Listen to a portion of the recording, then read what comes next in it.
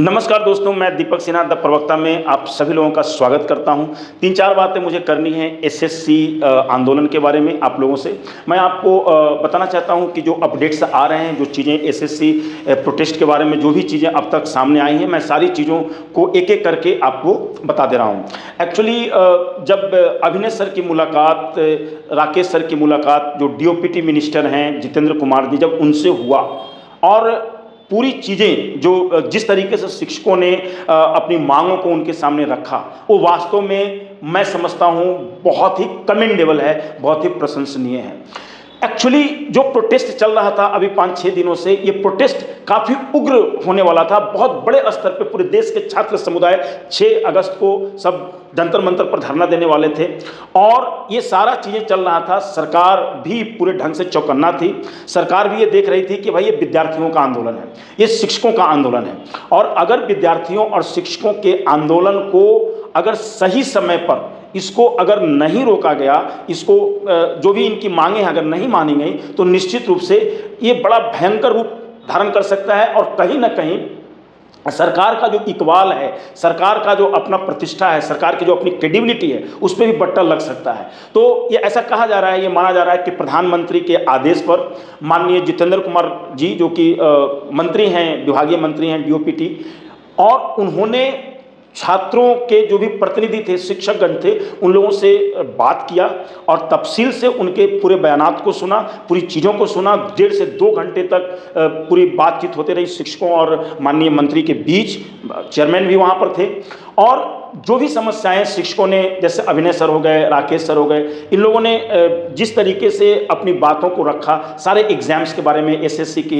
Exam के बारे में, उसके बाद रेलवे के एग्ज़ाम के बारे में, जो जो त्रुटियां थी, जहां जहां कोई भी प्रॉब्लम्स थी, वो सारे प्रॉब्लम्स को बहुत ही तरीके से इन शिक्षकों ने रखा है। और सबसे बड़ी बात है, जब ललन टॉप से बातचीत कर रहे थे राकेश सर और अभिनय सर, पूरे क्या क्या बात हुई मंत्री जी से, तो वो जो चीज़ बता रहे थे, मैं उसी के आधार पर आपसे मुखातिब हूँ, उसी के आधार पर मैं आपसे बता रहा हूँ कि उन्होंने कहा कि जिस तरीके से मंत्री जी ने, जिस धीरज के साथ मंत्री जी ने उनकी पूरी बातों को सुना, और न केवल सुना बल्कि ये चीज़ भी कहा कि नहीं, ये जो भी समस्याएं आप बता रहे हैं, हम बिल्कुल आपकी इन समस्याओं से बिल्कुल सहानुभूति रखते हैं और इन समस्याओं को जितना जल्द से जल्द हो सके दूर करने का प्रयास हम करेंगे। और आयोग को भी उन्होंने कहा कि भाई आप देखिए कहाँ तक, किन किन चीज़ों पे आप कैसे कैसे क्या कर सकते हैं और कितना जल्द से जल्द इन विद्यार्थियों का जो भी प्रॉब्लम्स हैं एग्ज़ाम्स को लेकर के, कैसे आप चीज़ों को क्लियर कर सकते हैं, चीज़ों को बिल्कुल इन समस्याओं पे आप काबू पा सकते हैं। आप खुद देख लें। आयोग के अध्यक्ष ने भी कहा कि ठीक है, पूरी चीज़ों को उन्होंने भी बड़ा ही तफसील से सुना और उन चीज़ों को कहा कि ठीक है, इन चीज़ों पे हम काम करते हैं। तो जो बातें कुल मिला करके जो सामने आई, वो ये आई कि जो इनके मांग थे, जैसे कि हर कोई अगर गलत क्वेश्चन है तो उसको, अगर आप आयोग को ये चीज़ कहते हैं कि भाई आपने जो क्वेश्चन दिया ये गलत है, तो वो आयोग कहता है कि भाई आप 100 रुपया दे करके आप मतलब अपना क्लेम कीजिए जो है। तो ये 100 रुपया देने वाली बात अब नहीं होगी, जैसा कि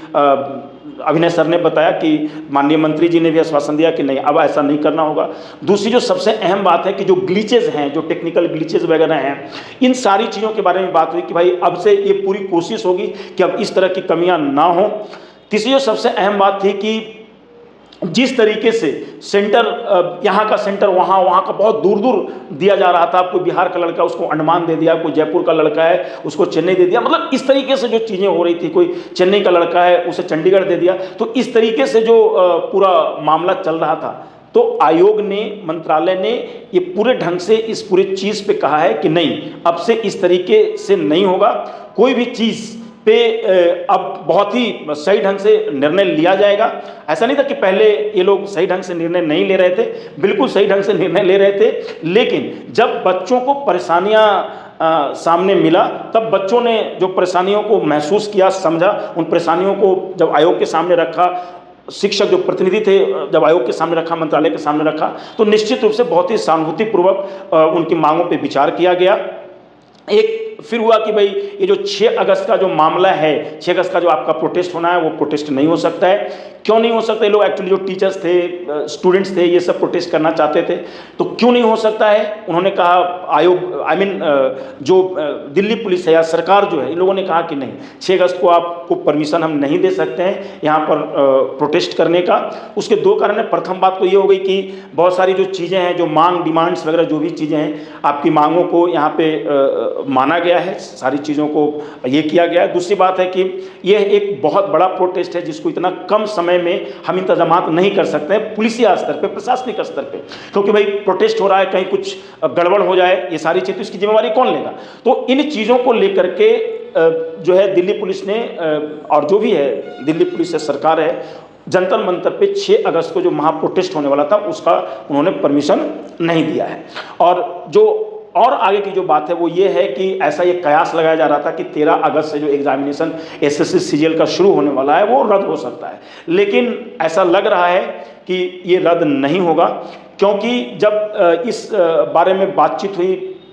माननीय मंत्री जी से, राकेश सर की, अभिनय सर की, तो या आयोग से, तो ये सारी बात हुई कि भाई अब जो 13 अगस्त का जो है सारा चीज़ जो है, अब ये जो एग्ज़ाम है अब इसे होने दिया जाए, क्योंकि अगर इसे अब डिस्टर्ब किया जाएगा तो निश्चित रूप से बहुत बड़ा प्रॉब्लम हो जाएगा, बहुत ज़्यादा चीज़ें हो जाएंगी कि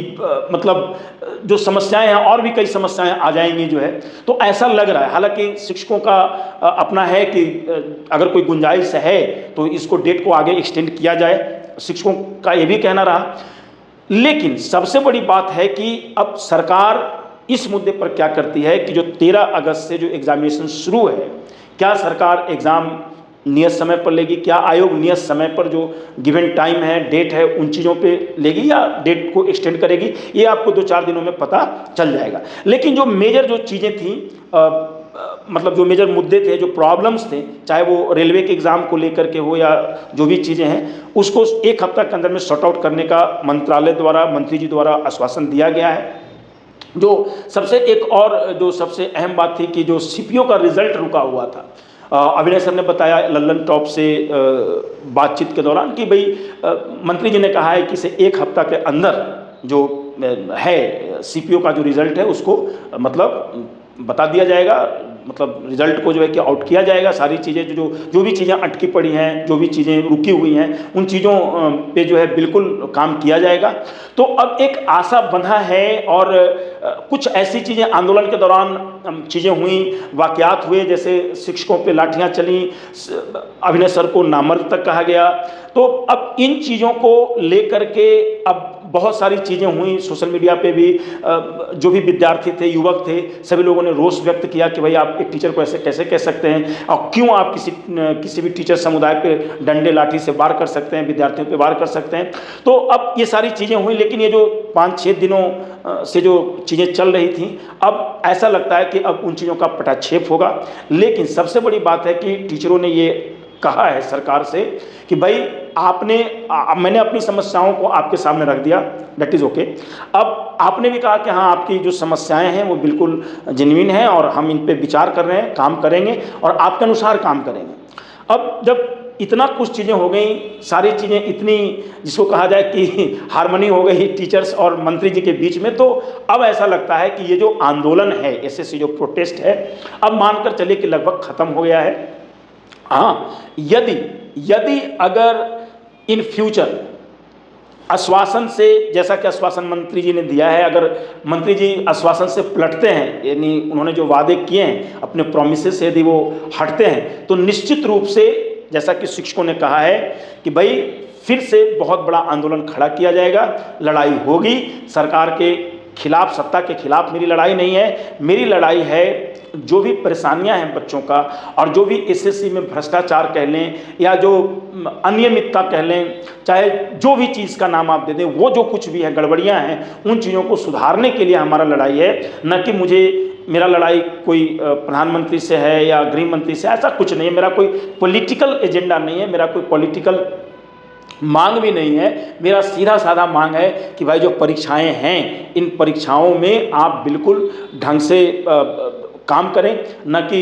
भ्रष्टाचार करें, न तो पेपर लीक होना चाहिए, समय पे रिजल्ट आए, कैलेंडर जारी हो। तो ये सब जो मांग थे, जो कि बड़े ही प्रमुख मांग थे, तो इन सब मांगों को लेकर के जब टीचर्स ने मंत्री से बात किया है, तो निश्चित रूप से मंत्री जी ने पूरी चीज़ों पे एक वादा किया है, आश्वासन दिया है।